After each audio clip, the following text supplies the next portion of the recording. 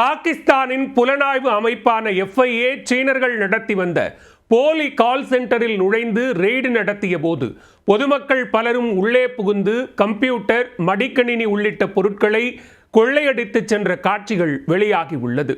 போலி கால் சென்டரை பொதுமக்களே காலி செய்தது எப்படி? வடசென்னை படத்தில் வரும் இந்த காட்சிகளைப் போல பாகிஸ்தானில் ஒரு சம்பவம் அரங்கேறி இருக்கிறது.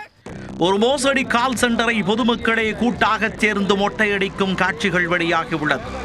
பட்ட பகலில் சீன போலி கால் சென்டரை பொதுமக்களே சேர்ந்து சிறிது சிறிதாக காலி செய்த சம்பவத்தின் பின்னணி என்ன?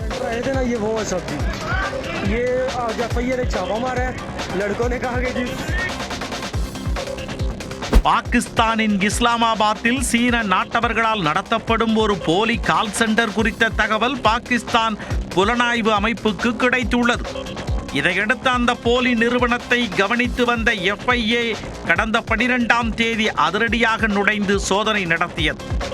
இந்த சோதனையில் அந்த நிறுவனத்தைச் சேர்ந்தவர்கள் சர்வதேச மோசடியில் ஈடுபட்டதற்கான ஆதாரங்களை புலனாய்வு அமைப்பு கைப்பற்றியது. போலி நிறுவனத்தைச் சேர்ந்த 24 பேரை போலீசார் கைது செய்தனர். பலர் தப்பியோடியதாக தெரிகிறது. இந்த சீன நிறுவனத்தினர் மோசடிக்கு பாகிஸ்தானியர்களை பயன்படுத்தியதாகவும் குற்றச்சாட்டு எழுந்தது.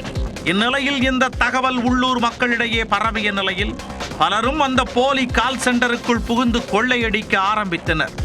மடிக்கணினிகள், கம்ப்யூட்டர்கள், மானிட்டர்கள் மற்றும் விலை உயர்ந்த எலக்ட்ரானிக்ஸ் கேஜெட்டுகளை பொதுமக்கள் பலரும் கையில் எடுத்துக்கொண்டு சாவகாசமாக அன்னநடை நடந்து சென்றுள்ளனர். இந்த வீடியோ தற்போது வெளியாகி பரபரப்பை ஏற்படுத்தியுள்ளது.